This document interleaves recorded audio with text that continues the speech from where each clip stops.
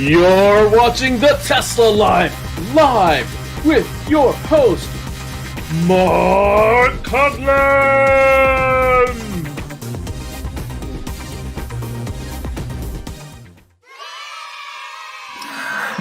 Hello, everybody, and welcome to the Tesla Live number 311. Here we are, the 14th of June, 2023. First in the chat room, Hockey Day, with a Easter egg that we'll talk about a little bit later. And also joining us, as per regular, we have Mr. Casey Green joining us from an undisclosed location in South Carolina. How are you today, sir? Doing pretty well. I had a chance to use my heat pump washer-dryer combo unit, and it does pretty well. The only word of caution is, since it relies on airflow, don't fill the tub. Like, if you have blankets, make sure you leave some space for the air.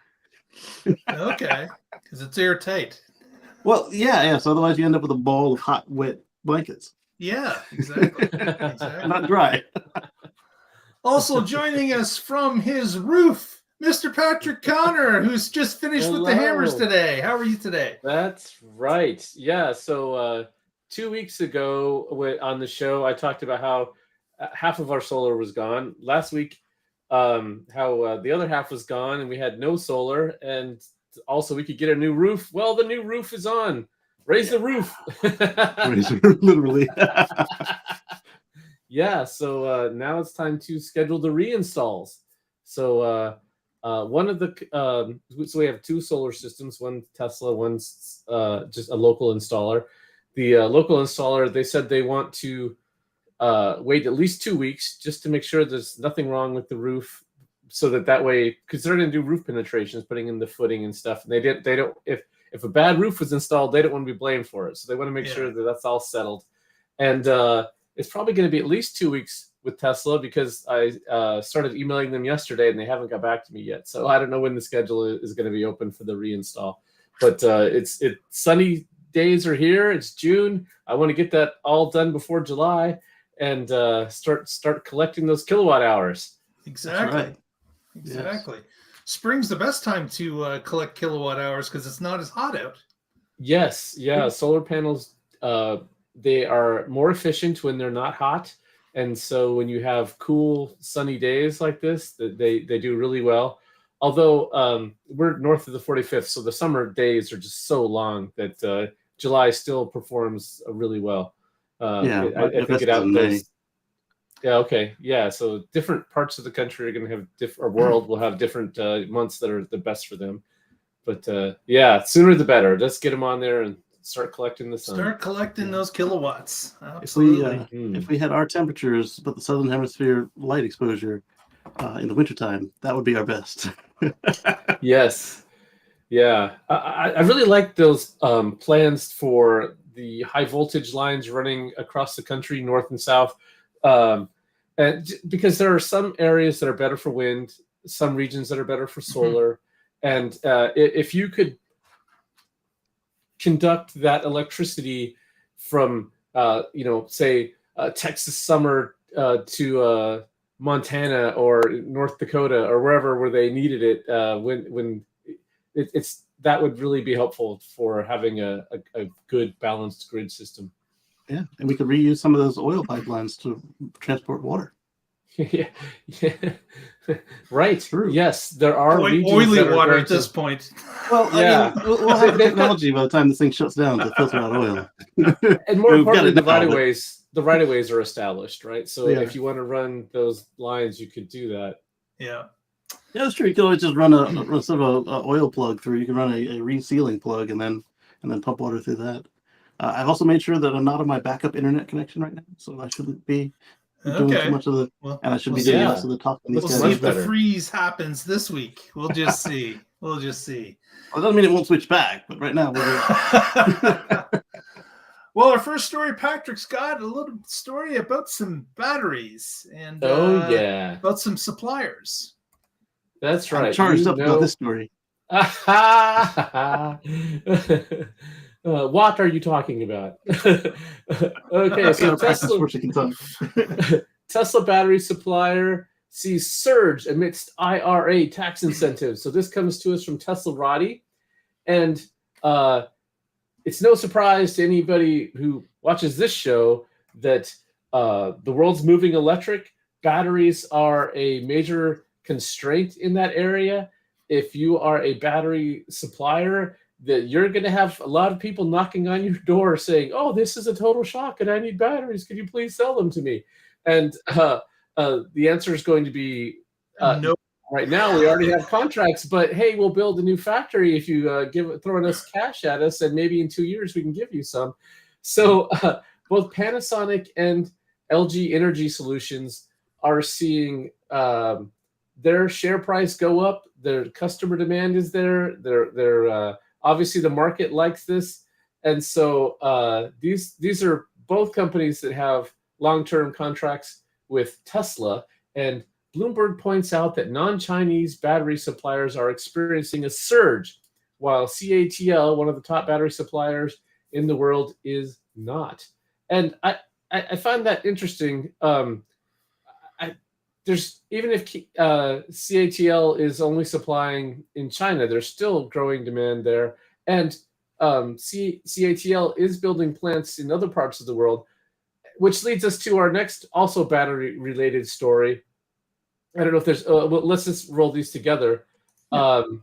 Tesla is reportedly mobilizing their Chinese suppliers to open factories in North America, specifically in Mexico, but anywhere in North America will do.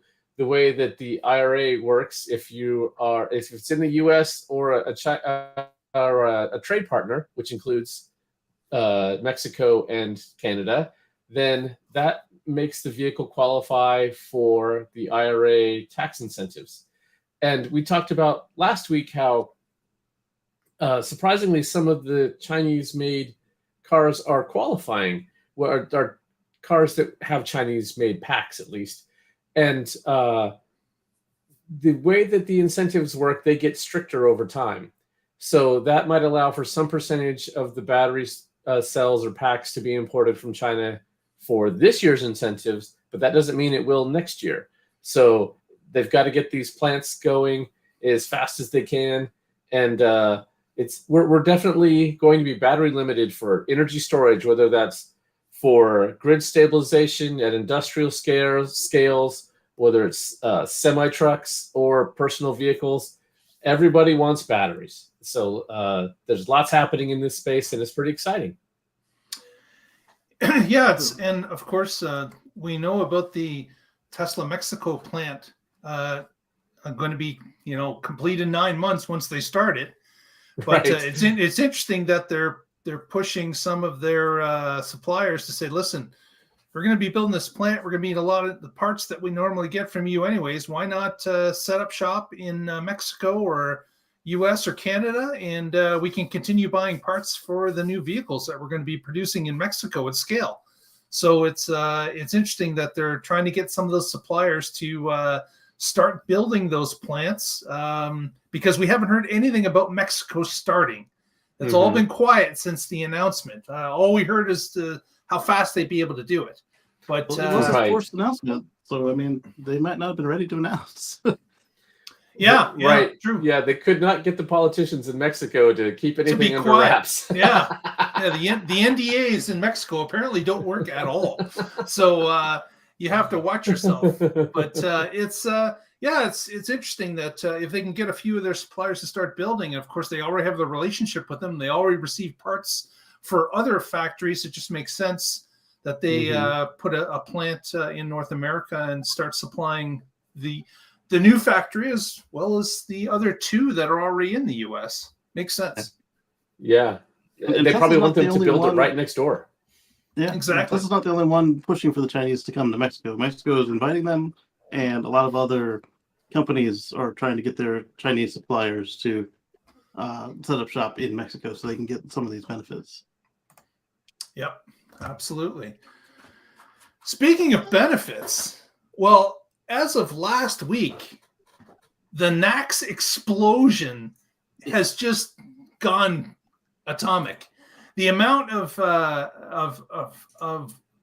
different companies expressing their ability to switch to NACS or their positive reflection on what NACS would represent for them has gone through the roof. Of course, the big one, of course, was GM, which was at the beginning of last week, where they announced that they were going to switch. And Mary Barra appeared with Elon on a Twitter space, and that shocked me, just that. But to announce it and indicate it was a win for both companies was certainly a surprise to the markets, to everywhere, that GM was going to switch, especially after investing some money. But again, just like Ford, they had probably discovered that the other forms of charging out there, the other networks, were just not up to the task of being reliable and being able to charge their customers in an efficient manner. So it looked like it was, they haven't necessarily said they're breaking any alliances with other charging services. It's just that they're going to be adding NACS to the mix so that they can piggyback on the 12,000 Tesla chargers that Ford is going to have access to as well. So, and then after that, Casey's got some others that have lent their support throughout the week. What are some of the others that have said? So we've got a menagerie, and it's been quite interesting. Most of them were charging station providers. That makes sense. Kyle Connor was over at EVS. It's a conference for charging equipment providers, and like the amount of people that had like a thrown together sign that says they're ready for the NACS. Yeah, was quite interesting. But the print shops were busy, weren't they? Yes, yes. And then there was also a one provider there that had a prototype NACS plug on their what used to be a CCS charger, and they got it was the most ugly NACS charger I'd ever seen. Mainly because I'd only seen superchargers and destination chargers, but the handle just looked like it was a J1772 with it was like a pistol grip rather than what we're used to with the garden hose style, and it just looked weird. And hey, well, I mean that's the beauty of this, right? Is that now it's this open standard, and as long as you have the connector part that goes into the car, you can be creative with the rest of it, and maybe somebody will come up with something better, or not. But at least there's going to be experimentation, right? And they specified the standoffs that you need. So for 1,000 volts you need this much room, and for 500 volts you need this much room, and after that it's up to your creativity. But as Sandy Monroe said, you shouldn't want a handle for your handle. One of the oddest ones that we saw was a boat builder that's owned partially by GM. They have said they are also switching to the NACS. Pure watercraft. Yeah. And so folks are saying, well, are they going to take up 1 million spaces at the supercharger? And I hadn't even considered supercharging them on their transport trailer, but I was thinking, like, man, who's going to install a supercharger near the water? But at the same time, with the NACS, it doesn't have to be, because everybody's saying you can supercharge now, but there probably is a regular DC fast charger at the marina, so that's probably what you're going to see there. Right. Instead of like a million Chathamos or half as many CCSs, you'll just have either MCS or NACS, depending on how big the vessel is. Right. A lot of marinas already have high voltage available, which might be a bit of a surprise, but there are boats that pull up and want to use shore power. Exactly. And so instead of running some diesel to power the ship when they're at dock, they don't want to do that. In fact, in some parts, like in some ports in LA, they're not allowed to do it just because of the emissions that it would have. Exactly. So they have to stop so many miles out and then get tugged in and then plug in and not run. So and what's really annoying to me is there are gas pumps right there to fill up these boats and ships at some docks, and that gas is being spilled into the water, and that's just disgusting. And so having watercraft go electric, I think that's great. And I think it'll be a little easier. So now at some of the superchargers, we were talking about how they need trailer spots. Well, now they're going to need trailer spots where you can also charge up whatever's on the trailer. So you can do both at the same time. That's pretty cool. Be it a jet ski or a front end loader. Go ahead, Mark. Sorry. More pull throughs is what we need. More pull throughs. Yeah. But like Patrick was like a double pull through. Yeah. That actually works, because then no matter which direction you go through, if you're not, it could work. So yeah, this is pretty cool. I'm pretty excited by this. The awesome thing is, I mean, it was obvious to us. We have been saying on this show, and I was just looking, I have an article from 2017. So saying, why are we doing this? Tesla has the best network, the best technology, the most uptime. They've said they don't want it to be a walled garden. Please, if you are a CEO of any company that's going to make something that has to plug in, that you should be doing supercharging instead. And I was just thinking that, okay, the obvious and right answer is Tesla's connector, but are they ever going to do it? And wow, they did. This is, I wonder, so how long until Stellantis and Toyota and everybody else makes similar announcements? Actually, Stellantis has made a comment today stating Really? that they are investigating it because they can see where the dominoes have fallen, Right. and they're now investigating it. Elon Musk has indicated in a public forum on Twitter that he would like Toyota to jump on board. Yes. And made a comment to that direction. Up here in Canada, Flow Charging Network has indicated that yes, they will switch over to the NACS standard as well. So it's shocking the amount. Well, of course, once Ford opened the blockade, then everything started to flood out, and we've seen all of this change in only 7 days. So it's amazing. It's amazing that there was just all that resistance, that little bit of resistance. Once it was broken up, all these others have decided that is the way to go. So very cool to see that happen in such a short amount of time. So I have a related question. Oh, okay. I've got a question and a statement. Okay. The statement is, I think I understand why Tesla didn't do MCS3 on the Tesla Semi, because it's not done yet. MCS2, since MCS3 has been started, MCS2 must be done, right? Even though nobody's allowed to use it because of the intellectual property concerns, right? So then my next question is, when does Tesla Semi go NACS or MCS3? Interesting. I don't think they'll need 3 megawatts because it's described as a megawatt charger, and NACS does that. So yeah, I don't know. I haven't followed semi-charging very. I gotta believe it's the simplification of everybody using the same standard has got to weigh heavy on them. So I gotta believe that is in the works. If it's physically possible, I am sure they will do it. Yeah, and then at that same event that Kyle was at, when I was talking about MCS3 in the past, it's like, oh, it's really cool. It's a little triangle. It's like based off of CCS, no big deal. And then I saw a guy holding up the prototype connector for CCS for MCS3 at that same EVS conference. It's big. He had to two-hand it, and it wasn't connected to anything. Like, it was just a bare connector. There was like a little stub of a cable, and he had to two-hand it. The thing was like the size of his head, and it's like, yep. Versus NACS. Yeah, that's not gonna fly. So things like this are just annoying when you have something elegant and then it gets designed by committee and you have all this other crap in there and oh, what about this corner case and that corner case, and you just keep saying yes to all those things, and it turns out horrible.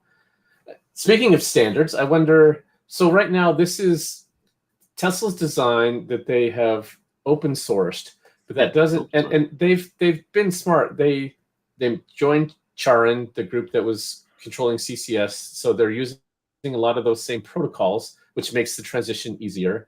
But the connector is still as Tesla defined and not covered under Charin as the standard. So will it move under Charin? Will Charin adopt that and ditch CCS? So that's one of the other announcements that came out this week. Awesome. After eviscerating Ford for joining NACS, they took a different tack with GM making their announcement. And at first they were like super CD silent, And then they came out and they kind of softened a little bit. They hemmed and hawed a little bit. They said, we're going to help Tesla get this thing standardized because, hey, it's using CCS communication after all. So, might as well call They it had to CCS go through all three. the 7 stages of grief. Exactly. At first it was like super ragey because they were losing money, because they had to pay if you use like an ISO or SAE or whoever. You had to buy the standard, right? And right. then They had denial, then they had anger. Now they're moving to acceptance. Yeah, but they still want it to be like certified through a standards body. That way, their big fear is that Tesla could change it at any second. Yeah, they could, but they would be really stupid to do that because affect a lot of people all at once. Yeah, they've got 4 million vehicles on the road. They're not changing it. Plus, all the Fords and GMs are coming out next year anyway. So. Yeah, and they've signed agreements with Tesla. So obviously they're under contractual agreements that certain things will be reached and done in a certain way, along with the connectors that Tesla's going to make for those GM and Ford vehicles. Right, so the adapters. The adapters are another part of it. So the standard is not going to change. Otherwise, it's going to cost Tesla money as well. So right, but speaking of adapters, right, Charin didn't mention adapters this time around. Every other time they're like, adapters are evil. Yeah, they're an interim solution, and they are kind of a pain. Our local utility right now has an incentive for home EVSEs, and none of them on that list have the NACS connector because they have to have some demand response feature, which Tesla does not have in theirs, because there's a whole different program that they have for Tesla where they talk to the vehicle to do it. And so the Tesla connector doesn't qualify for it, but if you have a Tesla, you can still do some other program that. But a friend of mine, they have a plug-in hybrid right now, and they were like, "Hey, I've just been using the connector that came with it. I'm thinking about just installing my own residential EVSE. Here's the list that they approve. Which one should I get?" And I said, "You shouldn't get any of those. You should get a Tesla one and then buy an adapter today because your next vehicle is going to use the Tesla connector, whether or not it's a Tesla." And he was like, "Well, what am I supposed to do then?" So it's interesting because we're in this spot where you can't really buy any other than a Tesla. You can't buy anything that has the Tesla connector for your own house yet. I'm sure that some of them, Juice Box and others are going to change pretty quick. A couple have made announcements already for home charging, yeah. Right. And then they would have to go through UL approval, and then they have to get on this list for the utility. And this is also why the three of us were transition is a pain. Yeah, that's why the three of us were pushing for this to happen a long time ago. Right. If it happened in 2017, when I wrote this blog post, that'd be a whole lot easier. We just got to get the industry to subscribe to cars with cords.net so that they can understand where everything's going. Thank you. I even had a plea in there. If you're the CEO, please read this and do it. They wish they would have listened. Yep. Yeah. Hello to Hockey Day, Derek, JT, and June, who are all in the chat room. If you're out there as well, please send us a hello in the chat. If you're out there watching in internet world, love to see you. Next, on to a story. About 4680 production. So Tesla has acquired a new space in Fremont, just close to the Fremont factory, 210,000 square feet for a factory that is going to produce 4680s. So they're announcing that they're ramping up the production of 4680s. And this may combine with another story that Tesla had mentioned about the Semi. They indicated that it was going to not reach volume production this year. That's going to be pushed back until 2024.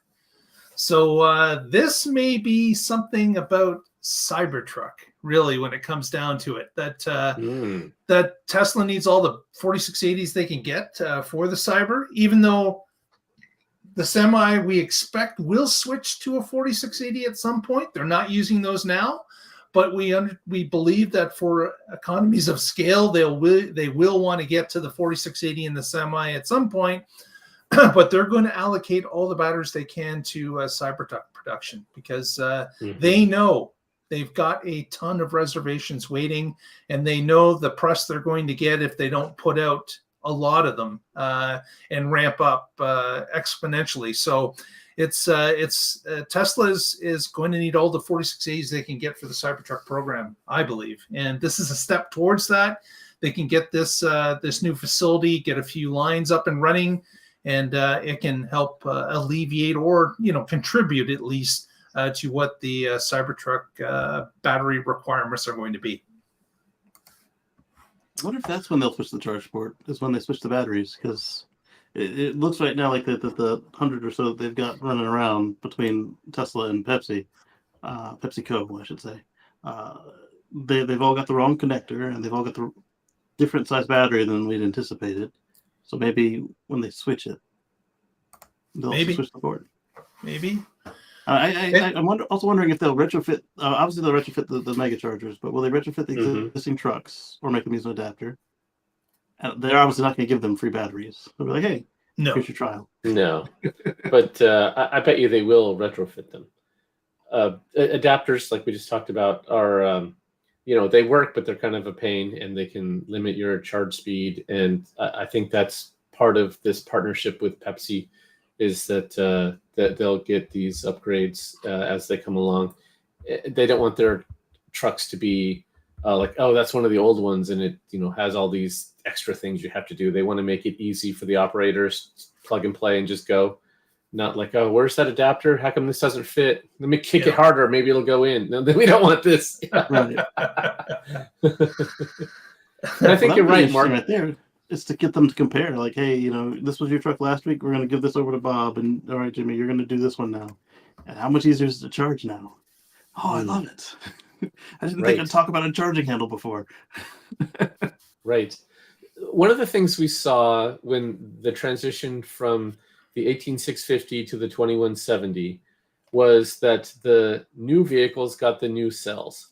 And that worked out because the new vehicles are ramping, so they're low volume. That gives Tesla time to work out all the kinks with the new battery as well as the new vehicle.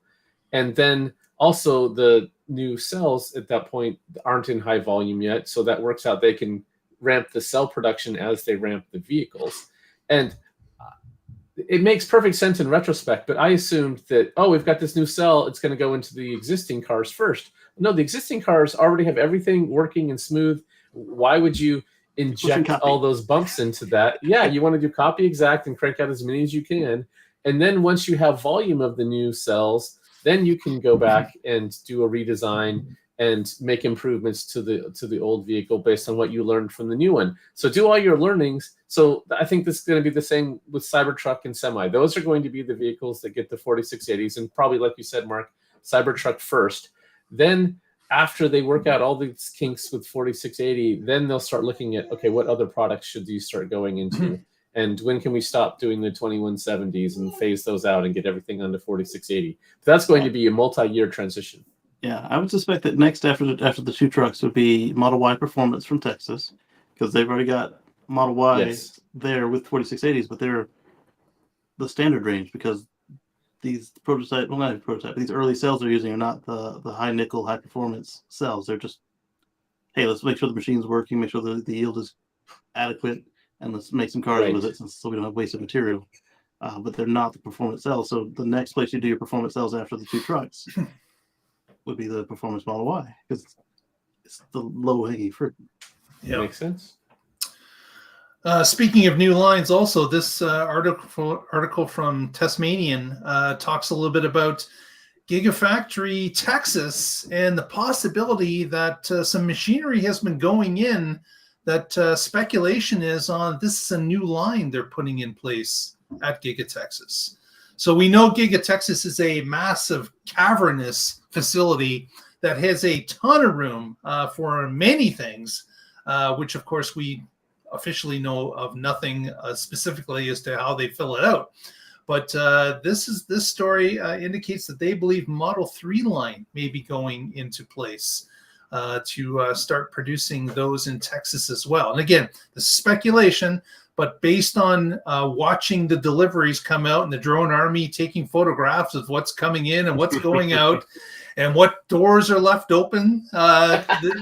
This is what they've come up with, is that they believe that this may be a new line, which makes a lot of sense. That once you've got the process in place at Gigafactory Texas for the Ys, you're ramping up. You may put in another line of Ys, possibly. That may be the first choice, but certainly behind the Cybertruck, a Model 3 line makes sense as well, especially with the IRA and being able to produce more Model 3s in the U.S.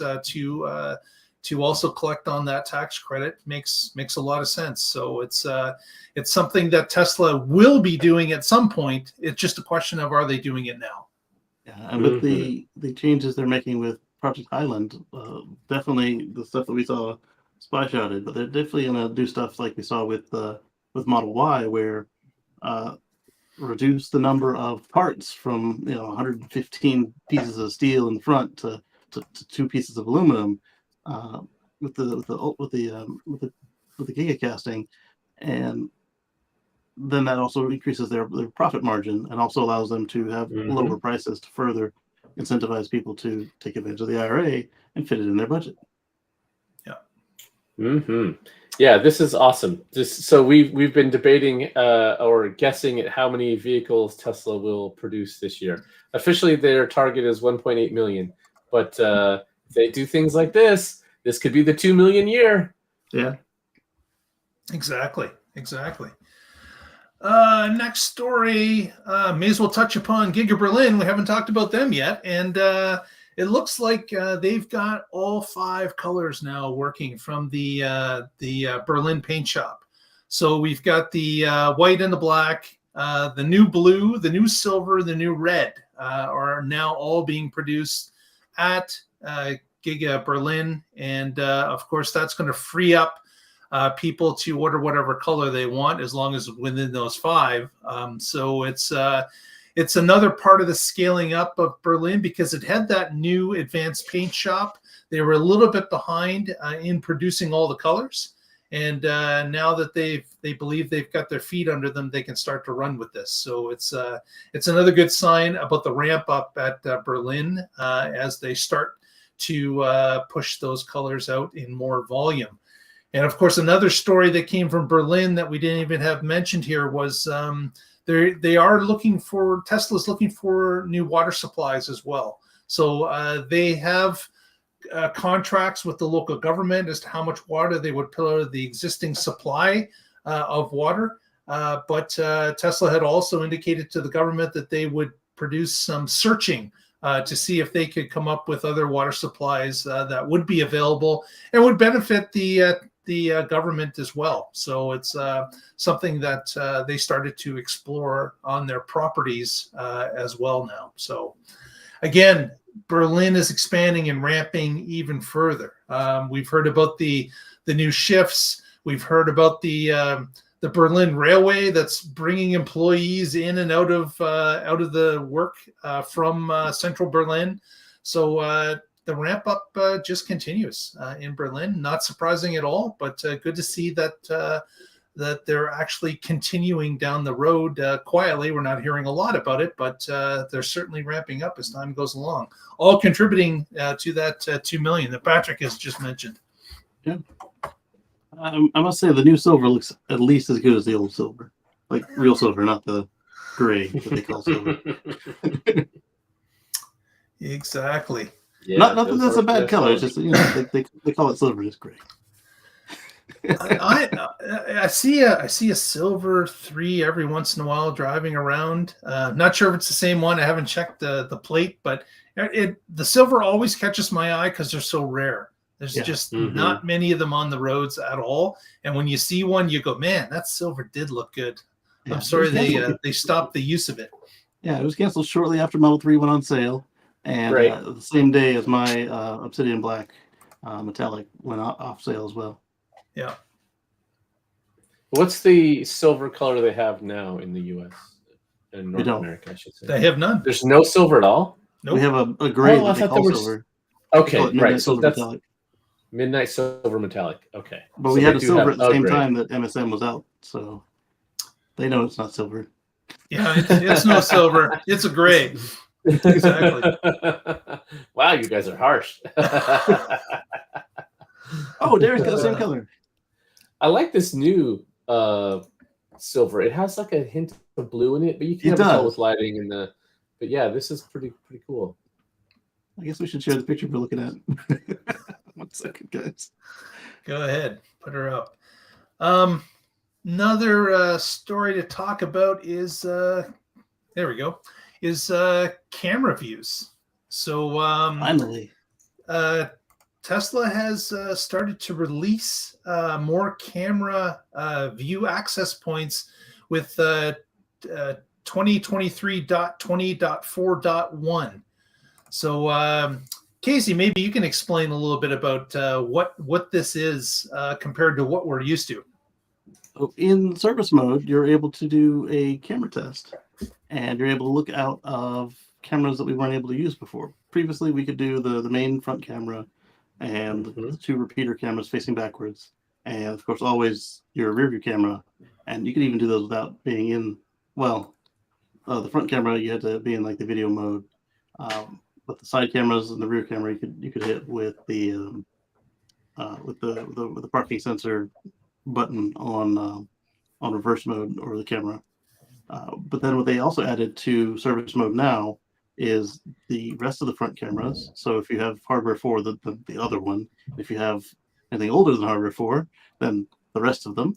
And then they also added the B-pillar camera, so you can see what the car sees out to the sides. And I'm hoping now that exists, we can get some shots of what the car sees around the blind corner now, because it's always been so secretively shielded before, and like being able to see what the car can see and cannot see would just add confidence beyond what it shows you what it can see, if you're tracking what I'm saying.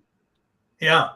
So it's not necessarily for the recordings that we're seeing for security mode or for on the road mode. It's more of a camera test type thing, and allowing people to see what those cameras actually, the angles that they're actually picking up. Yeah. If you see anybody on Twitter or Facebook or anywhere on the web showing like a blind corner scenario out of those B-pillar cameras, tag me and let me know so I can see it, please. Okay. So this is pretty. Like anybody can hear my voice. This is a pretty cool. I mean, not this in general. Having this live view is really handy. So I was just talking about the roof that we had done. So they parked a big dumpster in our driveway. So they said, "Don't park there," and of course, so they're going to block the garage. So we parked the Tesla out on the street, and then they had construction trucks and stuff. So we actually had to park it around the block. And we also had the Chevy Spark EV parked there. So every once in a while I would go live view camera. Anybody messing with my car? And not only that, because we had the Spark parked right behind it, I could look at the Spark. And so I could check both cars with the Tesla. And yeah, this is a handy feature. If you're ever like, normally the car is in the garage where I know it's safe, but now I could check on it and make sure it was safe. Right. Exactly. Yeah, that reminds me. The other day we went to the ethnic grocery store, and my wife saw an illicit deal go down, and I said, I think, like, man, do you really want to do this around all these cameras? Mm-hmm. Yeah. Things are being recorded all the time. Yeah. More and more cars are mobile camera spots, so it's risky to leave that type of evidence behind. But then again, no one's saying that criminals are smart. It takes a while for things to clue in. It wasn't me. That's a deep fake. Yeah. Exactly. No. You see the thing that flew out of my window after this person handed me the cash? That was a camera artifact that had to be corroborated in 3 different cameras. Yeah. ChatGPT's after me. You can't trust anything you see. Yeah. Right. Yeah. You're gonna have to start disguising them as iPhones you're selling. Right. That's right. This guy's got a lot of iPhones. Next, Casey's got a little update on the CyberTruck. Maybe he has a few photos to show us as well. Yeah, let me get over into Twitter real quick here. And so Tesla has this tradition where after a vehicle reaches a milestone, like being nearly ready, they take it to In-N-Out. And so I didn't know that was a thing. I wasn't aware it was a thing. I guess I'd heard it before, but like now I know. And they order off menu, I bet too. Oh, probably. So this vessel, this vehicle here, was spotted at the local In-N-Out to the factory, and I don't know if they were just doing this to be funny, or if it's close enough but not anything we've seen before that they actually wanted to camouflage it. But if they were just being funny, then that's extra funny. No, this was in Palo Alto, California. Oh, okay. But the same one went to In-N-Out. Yeah. Yeah. And then you can see the rear wheel steering. And then in the video at the In-N-Out, you can see the rear wheel steering steer the other way as it. I thought it was going to launch. It did not. It took off sensibly. Man, that camo looks great on that vehicle. It does. And since it's so many flat angles, I think I'll wrap it myself. And this might be something I consider. Yeah, I would think that if you're learning wrapping, the CyberTruck would definitely be an excellent choice to try because with all those flat angles, it's going to be fairly easy to wrap this vehicle. Although you're going to use a lot of wrap, it's bigger than your average car, so you're going to have a lot of sheets of wrap, but it should be fairly easy to do. Yeah, just get a squeegee to smooth it out, get all the air bubbles out, which you can't do on a curved surface like you can on that one. Yeah. Right. And Chansu in the Twitter thread there was asking how the headlights work. The headlights are right here. Oh, what's that bar above them? That's the light bar. Okay, but not the headlights. Oh, these are the headlights. That's crazy how small those headlights are, like how skinny it is between the body and the bumper. Well, they're probably matrix lights, and it's also a lot bigger than we can see in pictures too. So yeah, because the frunk opens up and it takes the lights with it, and you can see the mega wiper is in place and ready to go. It doesn't look as bad here. It looks like they've refined it a little bit. Yeah, it hides right in the that black there. That's nice. Yeah, a little gutter. Yeah, but, I wonder if they just color matched it better. So the speculation is that if it's gone to In-N-Out and a public viewing, that the design is done and they're ready to start producing. I love the fact that that's on their checklist. Yes, if we can get In-N-Out. I'm hungry. We got to get this done. Come on. That's right. Right. I didn't bring my lunch today because we were going to meet this time frame. Right. Or worse, like their spouse sends them into work with lunch. And why didn't you eat my lunch today? Because we finished, baby. That's right. We're done. We're done. We're ordering off menu today at noon. Yes. Absolutely. For those you don't know, In-N-Out is famous for having an off menu item list that it's not printed anywhere, but you just order it with what you want, and off menu is provided at In-N-Out, unlike other places. So that's kind of interesting. I didn't know about that the first time I went to In-N-Out. And then one of Tesla's Cybertruck suppliers has leaked that they have orders for, was it 375,000 or 350,000 trucks, even though Tesla's only guided for, what, 250? Yeah. So Elon had said that they would probably be at a 250 once they ramp up, maybe a little bit more, he said. But yeah, I'm excited. These trucks are darn close. Here we are sitting in mid-June. We've speculated that the delivery event will be in the third quarter, and of course, if they say third quarter, it'll be the end of the third quarter. So we're talking end of September. But I still say Christmas. That's going to be something incredible once these start to roll out. Just being able to see it, you're going to think you're in a video game. In reality, it's going to be crazy to see these trucks start to roll, and the volume of them is what's really going to be shocking, because there's so many orders, so many people are wanting this truck. It's going to be quite the scene out there. let's move on to the next story. And the next story is about us. Yeah. What? Yeah, exactly. As you may or may not know, there's a little show out there called Now You Know with Zach and Jesse. And they put a call out because they were going to be in Europe doing a trade show. They put a call out and said, hey, if you want to film a segment and send it in to us, we'll examine it. If it's good, we'll dress it up a little bit. We'll make you look good, and we'll put it on the show. So we decided that we would do a couple segments and send them in. And surprise, both of our segments were picked up and put on their show, which aired just yesterday. So we do have the link in the notes. If you want to check it out yourself, you can do so. But we certainly wanted to thank Zach, Jesse, and the Now You Know production group for making us look good and putting us on a show. Thanks very much, guys. We really appreciate it. Yeah, I like their editing style to what we did. It was pretty neat. Exactly. Patrick did what was it? Conjecture time. Conjecture time. That cracked me up. I really love that. They're editors. Shout out to those guys. That's great. Yeah, having them jump cut and take out all the ums and ahs and pauses, and then to put the graphics over top of it. And when we were talking about Tesla's 20th birthday, they even had a Tesla birthday cake. So I don't know where they found that image, but that was awesome. Yeah.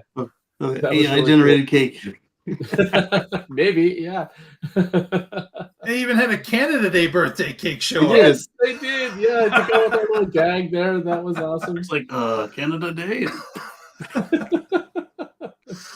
Yeah, so that was very cool. I watched the show shortly after it was published, and I noticed that Patrick's story about his article was the first one to shout out, and I quickly emailed Casey and Patrick and said, hey, we made the show, and then it kept playing, and we showed up as story number 3 as well. So they took both of our story entries, which was fantastic. So yeah, hopefully we can collaborate in the future again. That was fun. That'd be awesome. Yeah, we should invite them on here one week. Yeah, absolutely.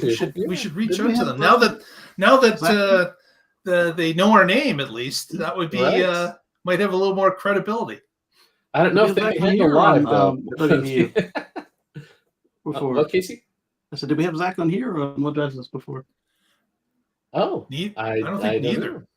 I missed that one if we did. Yeah, don't Richard Builds. So it would have been WWDU. Don't recall Zach being on either show. Oh well, I'll look it up. All right, if Casey remembers it, I'm sure it was. Yeah. It wasn't Jesse though. Like it was just Zach. Just Zach. Okay. We talked about a number of topics, but one of them was his sister. Oh, okay.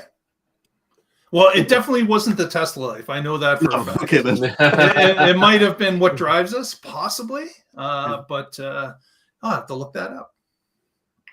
Awesome. But yeah, we'll reach out to them and see if they'd like to attend or do something. That would be fun to do. We first appeared at the 13-minute, 30-second mark around there, but I encourage you to watch it all. It's a great show. Tesla Time News from Now You Know. Let's see. Very good. Put it in chat. I do have here. I can put in chat. Okay. Did you find it? Yeah. Cool. These here are the exact timestamps where we show up. Very First good. story and third story. Cool. Well, let's. Anybody in the chat room have any questions? Let us know. We got a couple extra minutes before we wrap. But what I would like to ask you, if you're still watching at this point, is to please give us a thumbs up. Help us out. Press that subscribe button. It gets more eyeballs in front of the show, and we would really appreciate it. It doesn't cost you anything at all. You know what Patrick can do with more eyeballs? Yes, I know what Patrick can do with more eyeballs. What can you do with more eyeballs? He can get another set of sunglasses. That's right. Yes. I could show them all. I could show them all a future free from fossil fuels. There you go. Where we electrify all the things. But with shout outs, Casey, let us know what you're going to be doing. I think you do a little program on Sundays you can let us know about. Sundays at 1:10 Eastern p.m. At youtube.com at Casey Green. That's KACEYGREEN.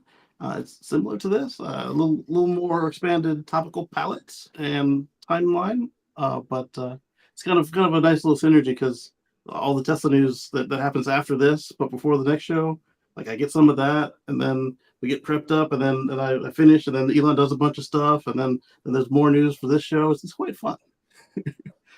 You don't feel like you got Tesla overload. It's like, all right, I'm able to digest it all.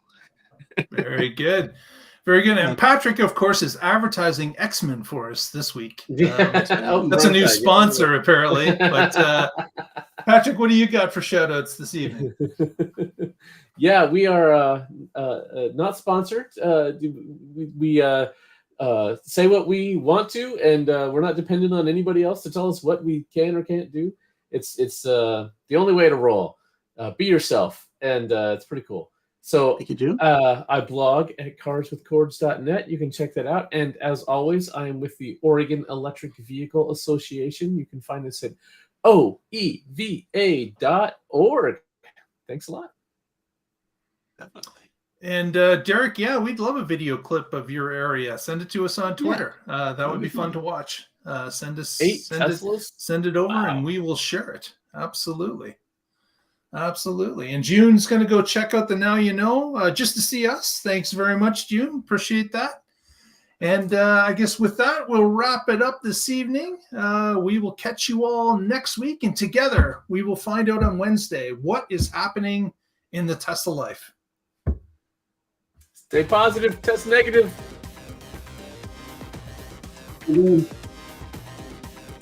Have a great week, everyone. Bye.